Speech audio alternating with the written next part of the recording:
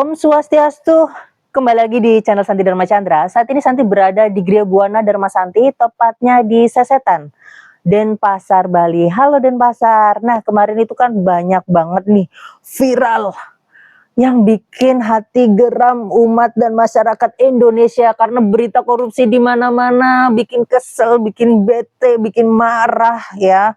Nah, bagaimana sih pandangan korupsi untuk di ajaran Hindu dan bagaimana hukumannya dan bagaimana membentuk pola masyarakat atau generasi rakyat Indonesia agar tetap setia dalam wacana dalam menerapkan Trikaya Parisuda agar Indonesia ini kapan sih bebas korupsi agar umat dan masyarakat rakyat Indonesia ini bisa damai, tenang dan tentram, gemah ripah loh jinawi.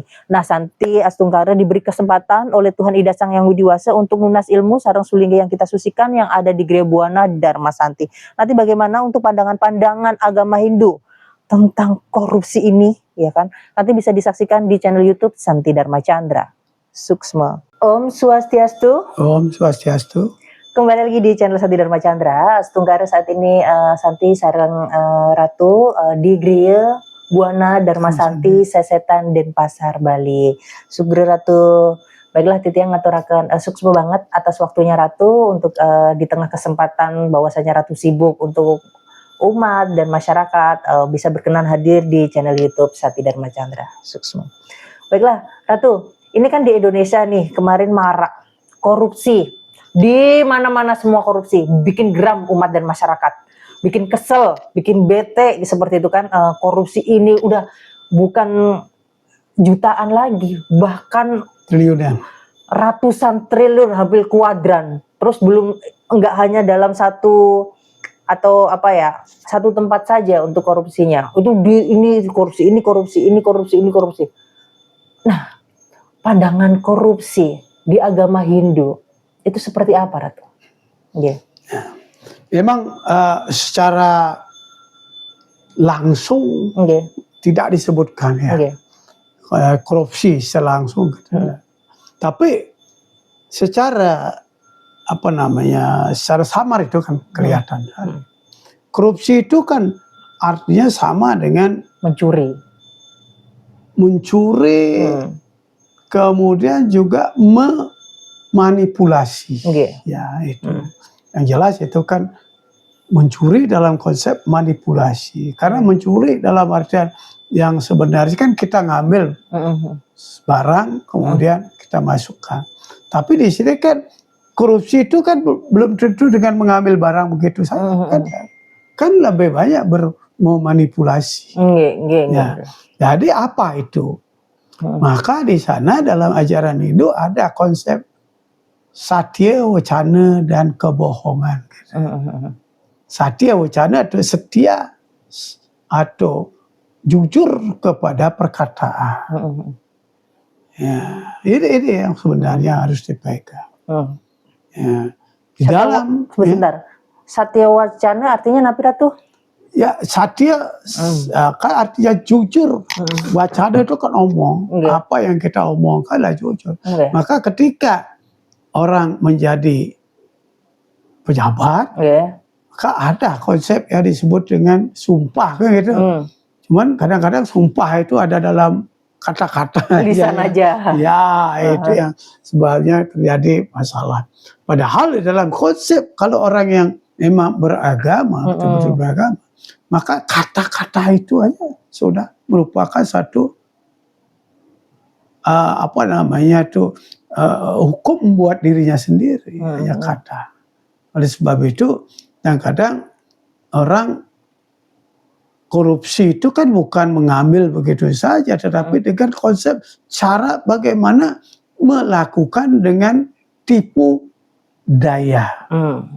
Kenapa saya katakan tipu daya? Dalam artian ada dalam konsep administrasi misalnya. Mungkin itu. Kemudian dalam konsep yang lain, misalnya secara memberikan perintah gitu istilahnya. Maka lain itu. Tidak akan korupsi dengan uang kelihatan sudah. Tapi efeknya apa? Efeknya adalah perintah dan sebagainya itu efeknya adalah untuk mengumpulkan materi, kan gitu. Nah, itu hasilnya sebenarnya. Nah, bagaimana pandangan dalam agama Hindu? Kan itu jadi pertanyaannya. Yang jelas dalam agama Hindu, konsep-konsep yang disebut dengan Trikaya Parisuddha itu yang paling dasar itu. Trikaya Parisuddha itu sudah dilanggar dalam diri mereka. Karena berpikir yang baik itu, kemudian berbuat dan melaksanakan sesuatu yang baik itu. Jadi harus tepat. Tapi kalau kita sudah tidak tepat, berarti kita kan sudah melepas daripada konsep ajaran agama. Kalau sudah berlepas dari konsep ajaran agama, apa yang terjadi? Maka yang terjadi adalah dosa dalam diri. Nah, dosa dalam diri mungkin nanti akan bertanya, loh, kok orang yang banyak itu kan banyak punya duit, banyak mereka merasa bahagia dan sebagainya. Jangan lupa bahwa ajaran Hindu mengenal konsep apa yang disebut dengan konsep reinkarnasi, kemudian dengan konsep karma pala. Nah, konsep reinkarnasi karma pala inilah yang akan membawa perjalanan hidup. Perjalanan hidup itu. Sekarang memang kelihatannya bagus. Ya, koruptornya punya uang, mewah-mewahan gitu. Ya, tetapi nanti jangan lupa pasti dia akan menuju kepada konsep yang tidak baik. Ya, tidak baik. Dan yang jelas di dalam ajaran Hindu menyebutkan pada tujuan utama adalah moksartam jagadita. Ya, artinya menuju kepada konsep kebahagiaan. Ketika mereka berada nanti, mereka tidak akan mendapatkan kebahagiaan yang benar. Mereka akan terasa dikejar-kejar. Ya, oleh sebab itu biasanya orang yang melakukan korupsi dan sebagainya itu sebenarnya hidupnya tidak tenang. Hidupnya tidak tenang gitu ya? Iya, tidak tenang. Memang dia pakai mobil mewah, Ratu. Mobilnya mewah, makannya enak, dan bahkan ketika dia sudah makan pun kadang-kadang dia nggak bisa. Kenapa? Kena diabetes, kena apa? Ya kan itu jadi sering di rumah sakit. Itu yang terjadi. Dan percaya itu tidak. Itulah agama Hindu menyampaikan bahwa hidup itu memang selamanya tidak mulus. Ada hal-hal yang katakanlah yang sulit, dalam keadaan sulit, dalam keadaan ini harus dijalani dengan benar. Bagaimana hidup itu jalani seperti air yang mengalir dari gunung.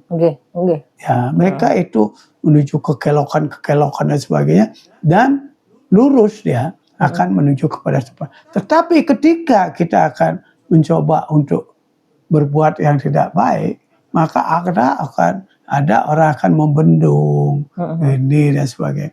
Maka yang terjadi adalah apa? Stres. Bayangkan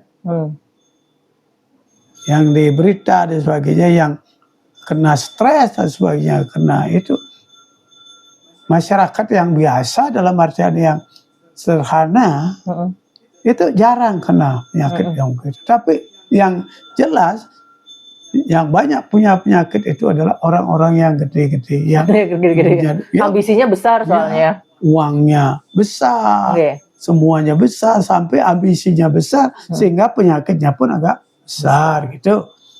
Oleh sebab itu, dalam ajaran agama Hindu mengatakan, janganlah engkau berbohong. Lakukanlah satya wacana. Sudah satya wacana, apa yang kau ucapkan engkau laksanakan dan engkau gunakan untuk kepentingan masyarakat umum. Gitu. Nah, ini untuk pandangan agama Hindu lagi nih, Ratu. Koruptor-koruptor ini pantasnya dihukum apa? Agar tidak merugikan masyarakat. Mungkin pelakunya bukan agama Hindu, Ratu, tapi kan semua agama masyarakat ini kena dampaknya. Ini bagaimana untuk hukuman yang pantas? Kalau dalam ajaran agama itu bahkan dalam Menabo Dharma Sastra banyak disebutkan, bahkan di sana disebutkan potong kakinya, potong tangannya itu ada. Ya. Oleh sebab itu kalau saya dalam ajaran agama memang mengatakan kasih sayang. Tetapi kasih sayang dalam artian kalau mereka itu merugikan banyak orang, banyak masyarakat, bahkan negara, ya apapun di dalam hukum Hindu yang disebut dengan Menabo Dharma Sastra pun juga menyebutkan bisa dipotong katanya. Ya kalau di sini dalam ajaran politik, ajaran negara, kenegaraan kan bisa bagaimana? Apakah bisa semua keputusan negara gitu. Ya, itu kan bisa dieksekusi, dieksekusi dengan baik. Tidak salah mengeksekusi itu. Tidak salah Ratu ya, karena sudah merugikan banyak. Ya, untuk merugikan banyak. Tetapi dengan catatan bahwa memang dia itu sudah betul-betul salah. Terbukti lah secara pengadilan gitu ya. Nah, itu jangan salah tangkap aja. Yang penting itu benar juga sih, jangan salah tangkap.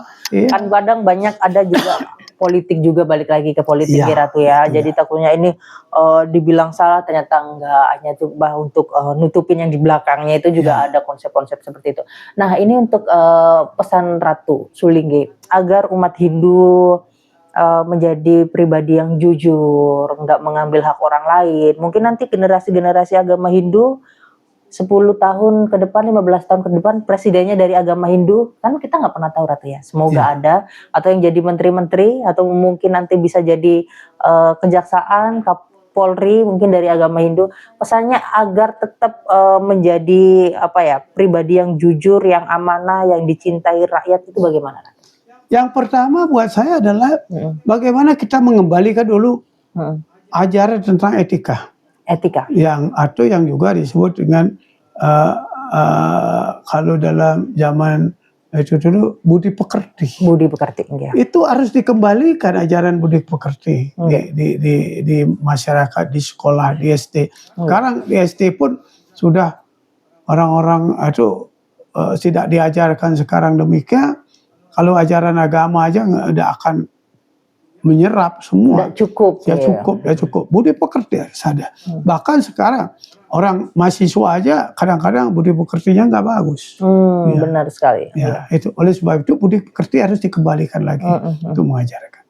Kemudian yang jelas di dalam ajaran agama Hindu itu mengatakan bahwa bagaimana kita akan bisa mendidik anak-anak kita melalui suatu katakanlah seperti sekolah dan sebagainya. Tapi di sekolah sekarang sudah sukar untuk itu karena agama budi pekerti sudah tidak ada.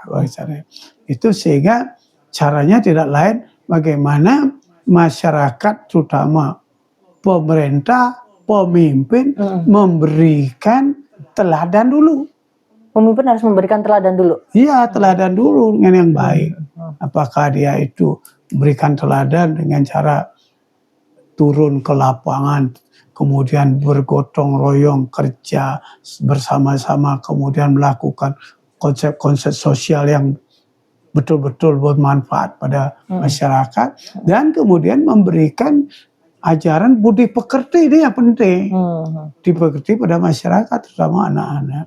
Dan yang jelas lagi adalah bagaimana politikus, kemudian pemimpin dan sebagainya itu tahu anggah ungguh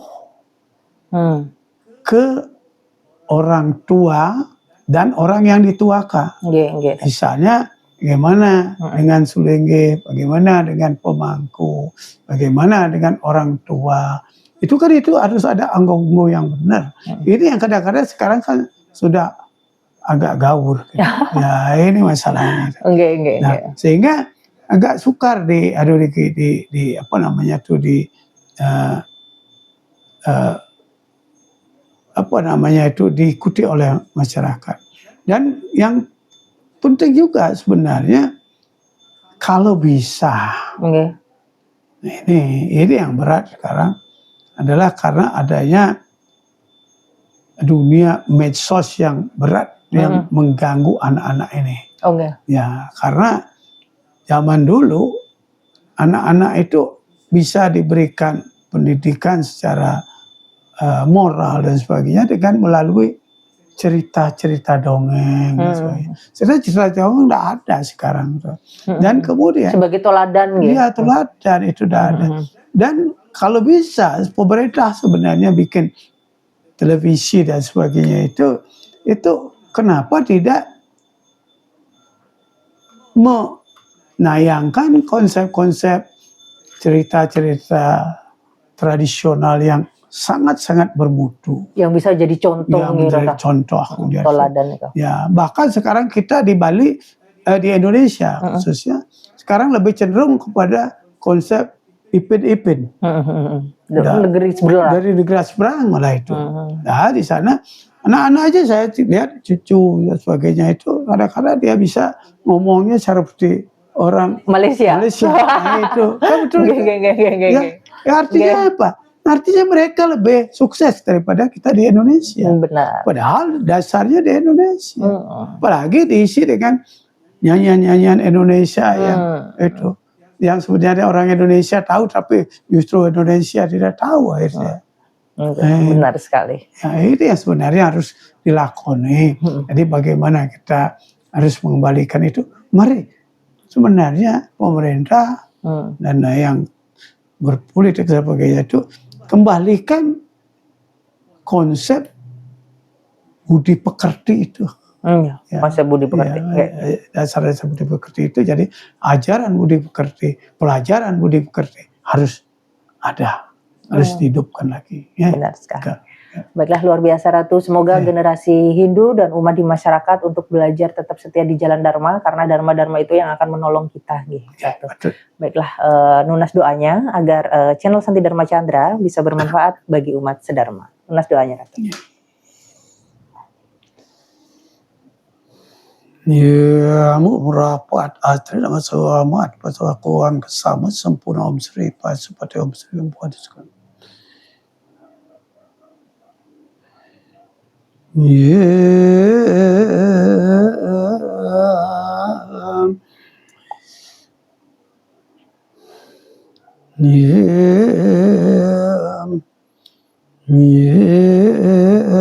Kesama sempurna Mas Om Sri Pasupati Om Pati Om Sri Buat Kembuan tu purna buan tu suka paripurna nama Swam Saraswati namastu biyam burdaya kamarupiri sidir ram karasya mistir bawantu misade pranami sarvati vanam pramatmanam evacha rupa sidir prayuktaya saraswati namame empat patra wisalaksi Padma kesara warni nitiam padma laya dewi samam padu saraswati Brakma putri madewi Brakmani Brakmanani Saraswati samjanani Rayanaya Saraswati Kawiya karanam tarkam Weda sastra purnakam kalpa siddhitatani Tuat prasadat sabrabetu Rang ringsak pramuj vari kuang kesama sempurna mas yang Saraswati bang Saraswati tang Saraswati ang Saraswati Kristus ing Saraswati wis kunawas kuam rari sak